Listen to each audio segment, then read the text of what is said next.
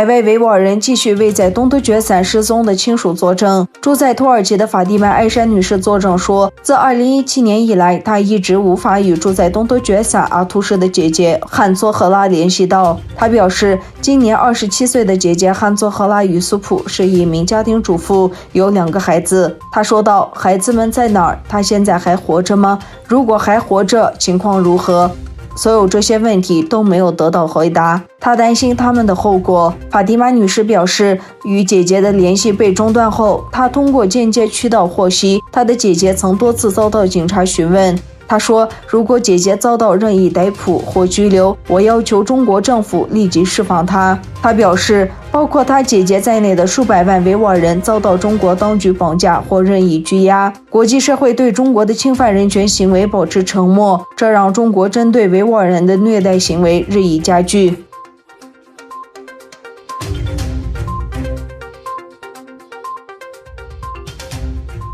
最近，有关维吾尔人被迫在东突厥散和中国内地工厂参加强迫工作的报道已引起强烈的国际关注。《纽约时报》在21日发表的《中国利用维吾尔劳动力生产口罩》的报道中称，一种视觉调查发现，中国公司通过一项备受争议的政府资助项目来利用维吾尔劳动力。专家称，该项目经常强迫人们工作。美国参议员马克·卢比欧评论说，在中国病毒制造的危机期间，中国共产党在维吾尔地区强迫劳动污染了美国供应链。《纽约时报》报道出，这些企业主要生产供应国内市场的防护设备，但时报发现，东突厥散以外几家使用维吾尔族劳动力的企业也向国外出口。美国国会议员杰夫·马克利和其他参议员提出了一项防止维吾尔人强迫劳动的法律草案。同时，美国参议员督促在国外生产产品的美国公司不要参与奴隶制、强迫劳动。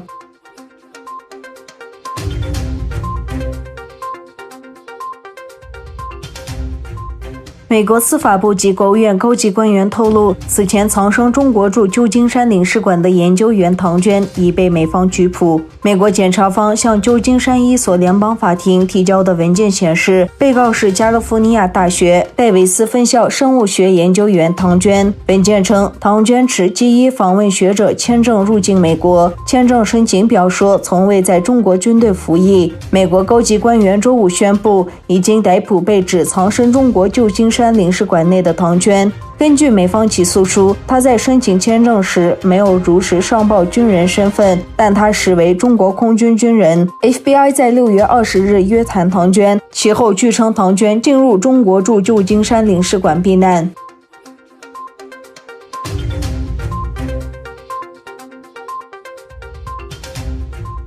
中国外交部周五针对美国要求北京关闭驻休斯顿总领事馆一事作出回应，决定撤销对美国驻成都总领事馆的设立与运营许可，并要求该总领事馆停止一切业务与活动。此前，美国已在周二要求中国周五关闭驻休斯顿总领事馆，强调该举动是为了保护美国知识产权和美国人的私人信息。美国国务卿蓬佩欧在明确指出，就在本周，我们宣布关闭中国驻休斯顿总领事馆，因为其是间谍活动和知识产权的中心。在美国下令要求中国关闭驻休斯顿总领事馆的生效日，中国外交部作出回应，决定撤销对美国驻成都总领事馆的设立与运营许可。美国驻成都总领事馆是美国在中国西南区的重要外交枢纽。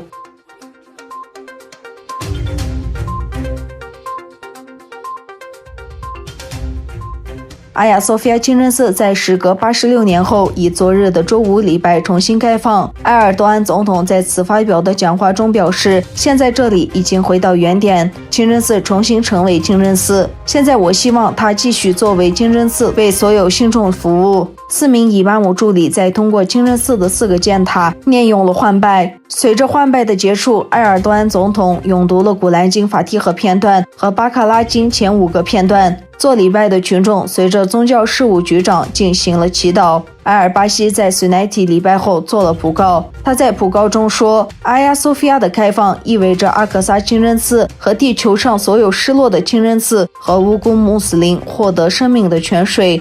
像其他的清真寺一样，阿亚索菲亚清真寺向真主之所有仆人开放。称今天有35万人参加在阿亚索菲亚清真寺做礼拜的埃尔多安总统表示，阿亚索菲亚清真寺作为人类的文化遗产，任何一个宗教的信众都可前来参观。